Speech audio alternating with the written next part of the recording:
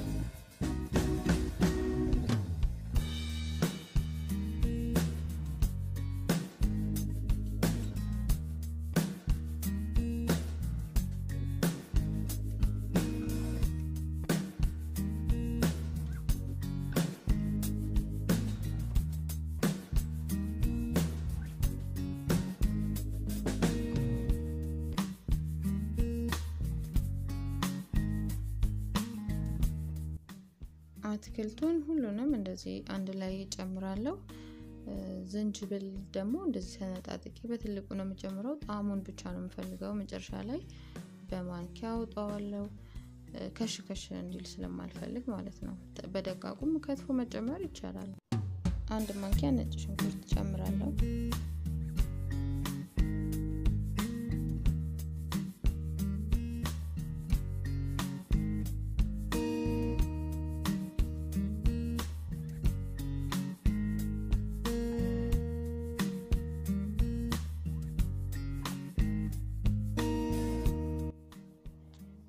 አሁን ሾርባው በደንብ እየበሰለ ነው መረቁ ደግሞ ወፈር እንዲል ውሃ ብቻ እንዳይሆን ደቃቅ ፓስታ ቀጭኑ ፓስታ ጨምራለሁ ሩዝ ወይ ማካሮኒ መሆን ይችላል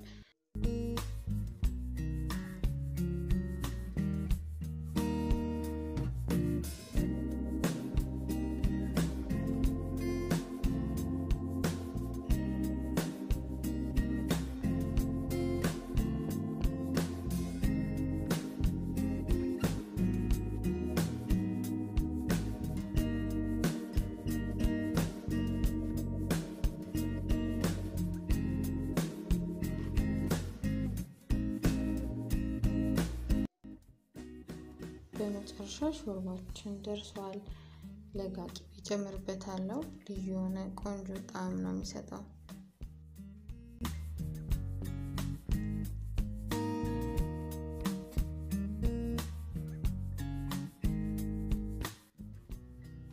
ደግሞ የቤቢን ምግብ ማዘጋጀት ጀምራለሁ። የዶሮ ስጋውን በደንብ አጥቤ እንደዚህ ከከታተፍኩኝ በኋላ አበስለዋለሁ። በደንብ አበስለዋለሁ። ስጋው በደንብ መብሰሉን ካረጋገጥኩኝ በኋላ ካሮት ጨምርበታለሁ። ከትፍ ያዘጋጀሁትን ካሮት ትንሽ ደቂቃ አብሬ አበስለዋለሁ። ለብቻው የዶሮን ስጋ ብሰራለት ጣዕሙ ስለሚለየው አይበላው። ስለዚህ ከካሮት ጋራ አንድ ላይ አበስለዋለሁ ማለት ነው።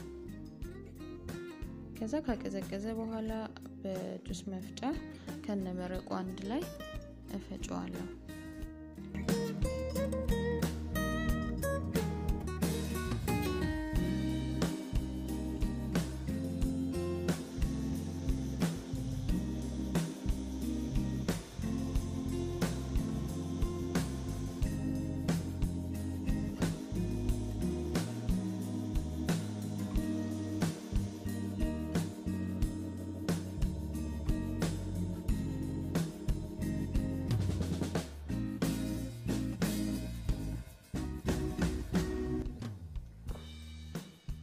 ልክ እንደዚህ ከፈጨሁት በኋላ ወደ ድስት ገለብጥና ትንሽ አበስለዋለሁ።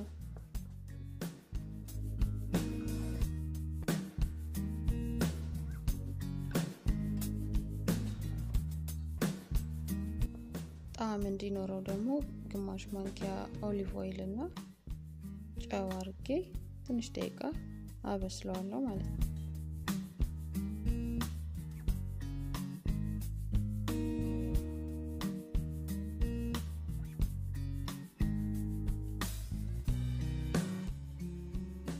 ደርሷል። አሁን የቤቢን ምግብ ሰርተን ጨርሰናል። ለመብላት ዝግጁ ሆኗል ማለት ነው። ከቀዘቀዘ በኋላ በዚህ መልኩ አዘጋጅቼ አበላዋለሁ ማለት ነው።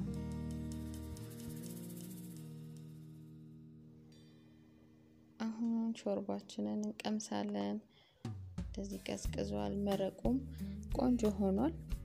እንደምፈልገው ወፍራምም አይደለም፣ ቀጭንም ሲሆን ለመጠጣት አይመችም። ለዚህ ወቅት ለብርድ ወቅት ተስማሚ የሆነ ሾርባ ነው። እናንተ ሞክሩት። ከወደዳችሁት ላይክ ማድረግ፣ ሰብስክራይብ ማድረግ እንዳትረሱ።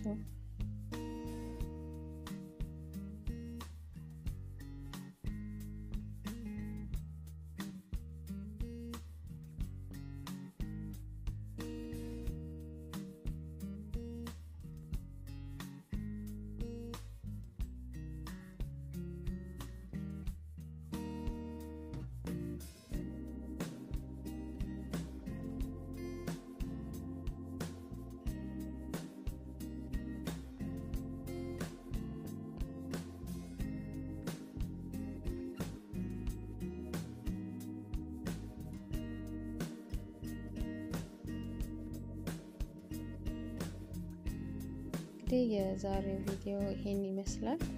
ከወደዳችሁት እናንተ ሞክሩት። በተለይ ደግሞ ለዚህ ወቅት ተስማሚ ነው። ብርድ ነው፣ ትኩስ ነገር ያስፈልጋል።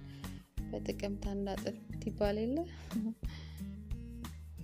በቀጣይ በሌላ ቪዲዮ እስከምንገናኝ ደህና ሁኑ።